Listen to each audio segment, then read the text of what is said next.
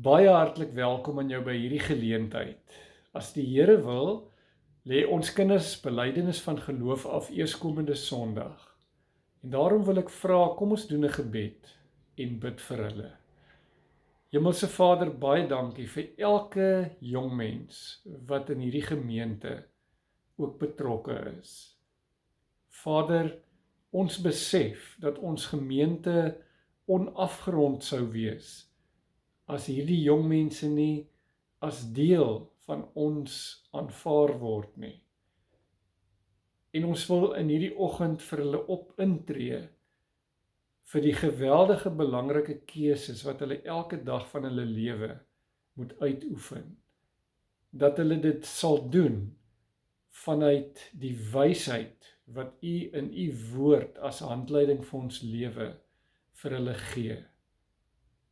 Mag hulle bekend staan, ons dogters as hoekpilare waarop die samelewing rus en ons seuns as palmbome met 'n stewige wortelstelsel wat hoog in die lug groei omdat hulle die geestelike leiding in ons huise aandui.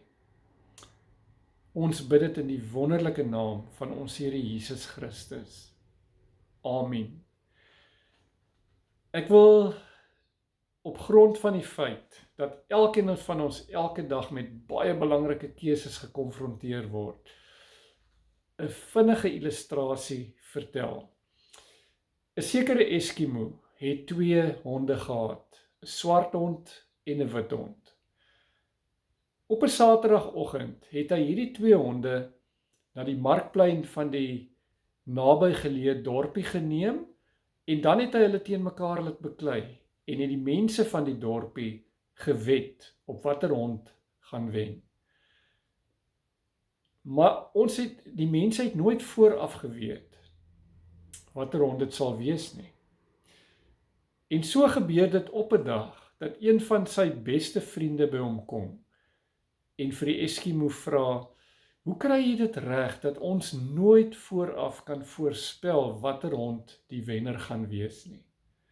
En toe verklap hy sy geheim en sê vir sy vriend, as ek wil hê die wit hond moet eerskomende Saterdag wen, dan gee ek vir hom die voorafgaande week al die goeie kos en ek sluit die swart hond in 'n hok toe en gee vir hom die hele week lank net water. As ek wil hê die swart hond moet wen, dan gee ek weer vir hom al die goeie kos. En die geheim agter hierdie verhaal is dat ook in ons geestelike lewe moet ek en jy daagliks keuses uitoefen tussen die geestelike stryd tussen die wit hond en die swart hond. En mag ek met alle respek sê, kom ons sien die swart hond as die Satan en die wit hond as die Heilige Gees in ons. Die vraag is, wie gaan as die wenner uit die stryd tree? En die antwoord is baie eenvoudig. Die hond vir wie ek en jy kos gee. Daardie hond gaan as wenner uit die stryd tree. En die gedeelte wat ons vandag gaan lees uit Spreuke 9, laat my baie dink aan hierdie illustrasie. Salomo is die skrywer van die Spreukeboek. En hy stel ons in hierdie oggend voor aan 2 baie belangrike vroue. Die een vrou se naam is wysheid en die ander vrou se naam is dwaasheid. Wysheid se lewe word beskryf in Spreuke 9 vers 1 tot 6 en dwaasheid se pad word beskryf in Spreuke 9 vers 13 tot 18. Baie interessant, albei hierdie vrouens doen 'n oop uitnodiging aan my en jou en aan elke jong mens. En hierdie uitnodiging geld nie net vir sekere mense nie, maar vir almal. Hierdie 2 vrouens se lewenswyse is radikaal verskillend. Daarom word die wyse vrou uitgebeeld met die pad van die lewe, die ewige lewe, en het sy 'n wit rok aan. Die dwaase vrou se lewe word uitgebeeld met die pad van die dood, die ewige dood, en sy word met 'n swart rok geskets.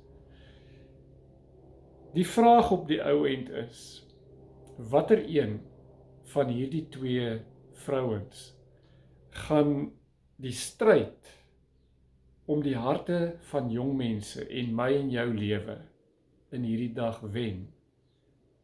Natuurlik die een wat ek en jy volg. Kom ons gaan kyk 'n bietjie meer spesifiek na die vrou in die wit rok, die wyse vrou. Vers 1 tot 6. Wysheid het vir haar 'n huis gebou met 7 klippilare. Die 7 klippilare, die getal 7 in die Bybel dui op volmaaktheid en afgerondheid.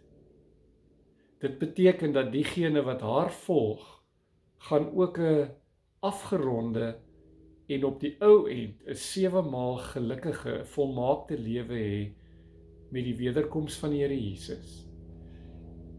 Sy het geslag en wyn reggesit, sy het haar tafel gedek en haar bediendes na die stad toe gestuur om van die hoogste plek af te roep: Kom hiernatoe, almal wat nog moet leer, en vir die wat kennis kort kom, het sy gesê: Kom eet by my.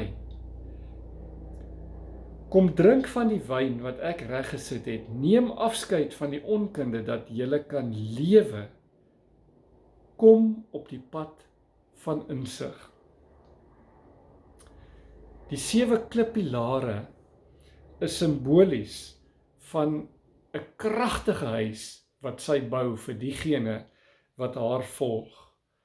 Ons weet dat 'n gebou wat op sterk pilare staan, simboliseer stabiliteit, sekuriteit en 'n toekoms, 'n veilige toekoms.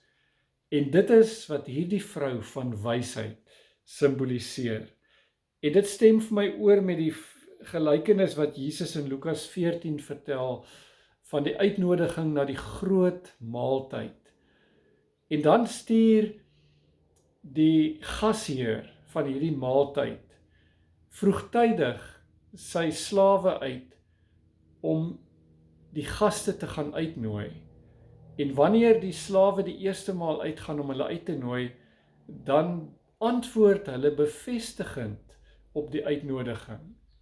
Maar wanneer die maaltyd werklik plaasvind, stuur hy weer sy slawe uit om te sê: Kom, die maaltyd is gereed. En dan begin almal wat met die eerste uitnodiging bevestig het dat hulle gaan kom, skielik verskonings soek, sê Lukas 14. Die een sê: Ja, maar hy het 'n stel nuwe osse gekoop en hy moet gaan kyk hoe lyk hierdie osse. En die ander een het daardie verskoning. En op die ou end daag nie een van hulle by die maaltyd op nie. En stuur die koning of die gasheer weer sy slawe uit om die mense wat in die agterstraatjies en die randfigure van die samelewing te gaan uitnooi.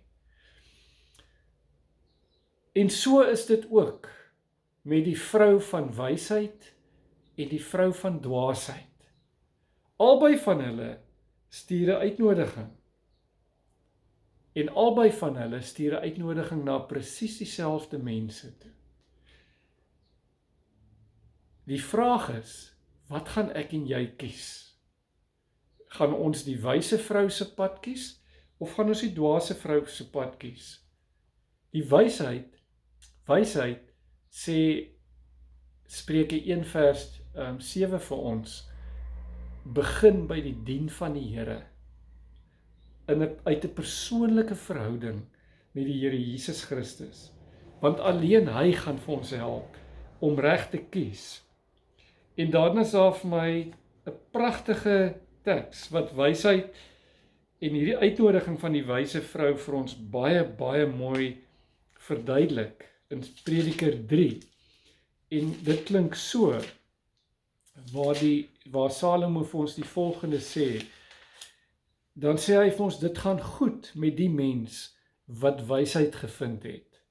Wat met ander woorde doen wat die Here se woord vir ons leer. Wat insig as sy deel ontvang het, want wysheid bring meer winste in as silwer en lewer 'n groter opbrengs as goud. Dit het meer waarde as edelstene wat jy ook al as kosbaar beskou. Wysheid bring 'n ryk en 'n vol lewe. Dit is 'n bron van lewe vir wie dit aangryp. Dit gaan goed met die wat daaraan vashou. Die Here het die fondament van die aarde met wysheid gelê en die hemel gebou met insig. En dan gaan dit so aan. Maar kom ons gaan kyk na die tweede vrou wat ook veg om die lewe van ons harte en elke jong mens se hart. Hierdie vrou se naam is dwaasheid. Haar lewenstyl lei ongelukkig na die dood, die ewige dood. Dis 'n aantreklike vrou. En sy sê, en die woorde vanaf vers 13 sê, dwaasheid is soos 'n vrou wat luidrigtig bly klets, stadig van begrip en sonder kennis van sake. Sy sit by haar voordeur, haar stoel staan op die hoogste plek in die stad, en sy roep na almal wat verbykom, elkeen besig om sy eie gang te gaan. Draai af hiernatoe, almal wat nog onervare is, sê vir die wat kennis kort kom, gesteelde water is soet, en kos wat stilletjies geëet word, is lekker.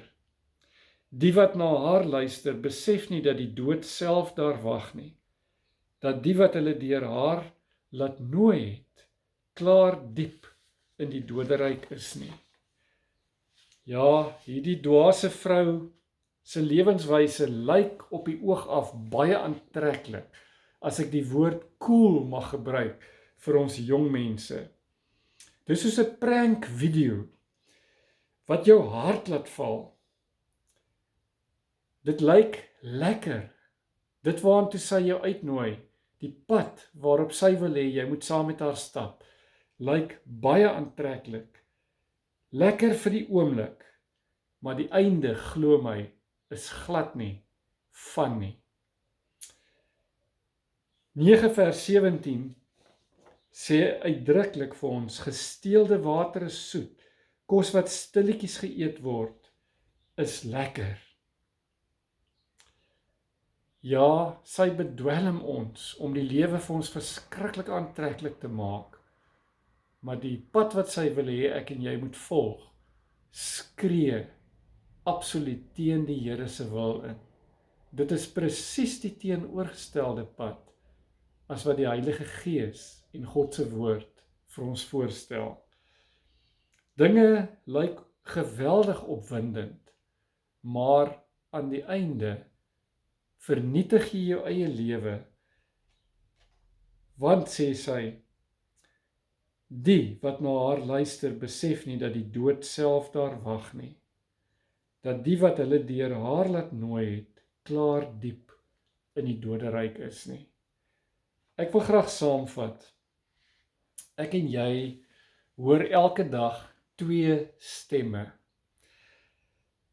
Ons hoor die stem van wysheid. Dit is gewoonlik die sagter stem. En ons hoor die stem van dwaasheid. En dit is gewoonlik die harde, luidrigtige stem.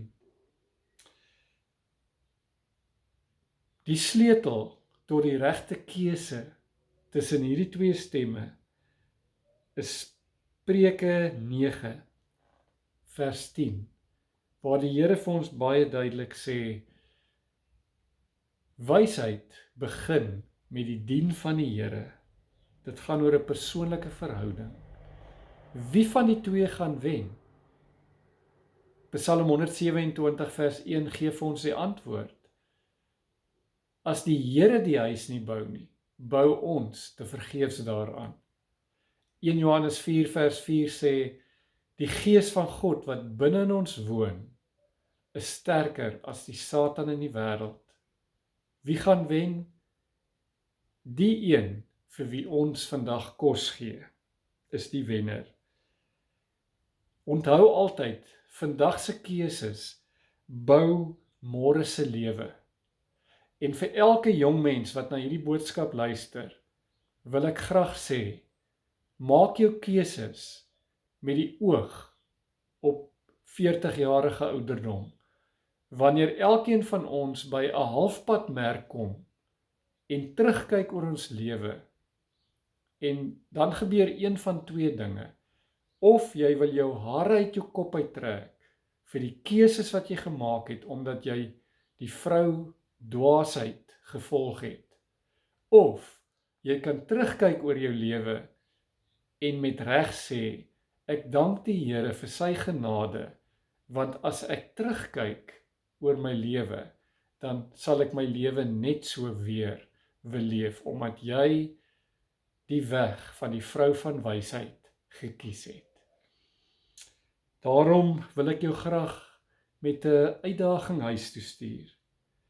Kies vandag wysheid en weet, jy kies die lewe en ewige geluk saam met Jesus Christus. Amen.